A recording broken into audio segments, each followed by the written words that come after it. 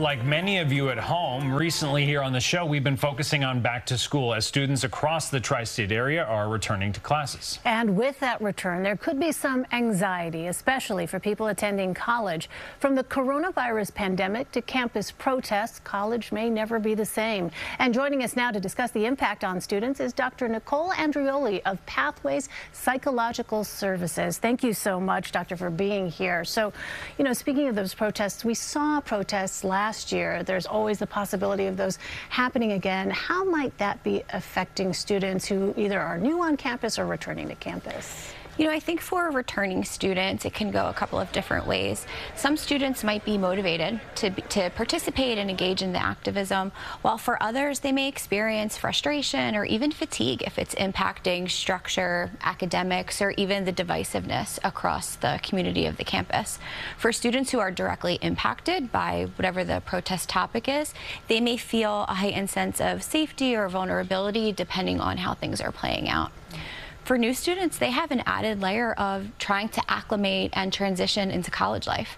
So this could be something that adds a layer of stress, particularly if there is polarization on the campus. So it could be something that they also find motivating and as a way of finding community and support, or it could lead to more increased anxiety. And even without those factors, the social aspect of college can be really fun. It can also be stressful. If you are speaking to individual college students themselves who might be feeling this, maybe you have a friend who might be feeling this, you're a parent, you think maybe my son or daughter is dealing with this. Social anxiety, what are some signs to look out for that someone may need help, whether that's a conversation or something beyond that? So with social anxiety, I think you can pinpoint behaviors, physical symptoms, cognitive symptoms, emotional symptoms. Some of the bigger ones I think that stand out would be withdrawal, social isolation, maybe engaging in what I would refer to as safety behaviors. You know, playing on their phone when in social situations, or really isolating and withdrawing. Physically, it might be blushing, sweating, heart palpitations. I think really looking at signs of anxiety and signs of, okay, this feels like it's to an unhealthy degree where you're isolating yourself are some of the key factors to keep an eye out on. Also, the cognitive piece plays a role. You know, do you see this person really overanalyzing or really worrying about how a social interaction is going to play out?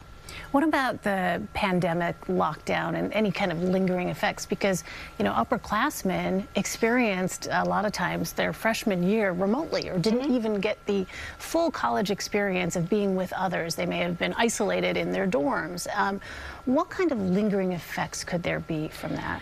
I think most things that I read focus on two big ones, and one would be gaps in learning, just due to that transition to remote learning for some people was a better or worse experience. And so you're seeing gaps in both academic knowledge, but also in study habits.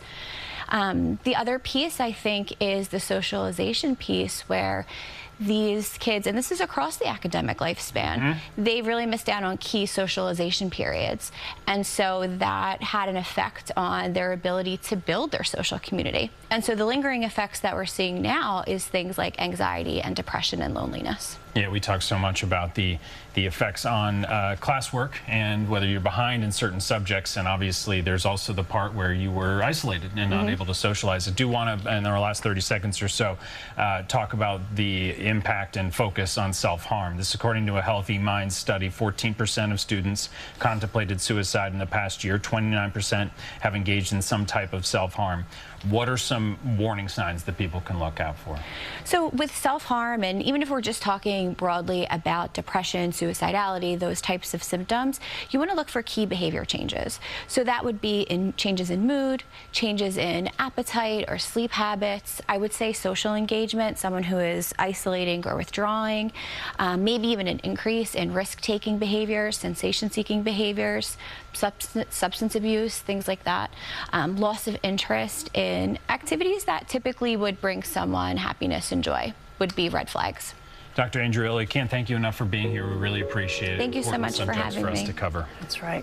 And if you or someone you know is struggling, you can reach out to the Suicide and Crisis Lifeline by calling or texting 988. You can also go to 988lifeline.org to chat online. We'll be right back.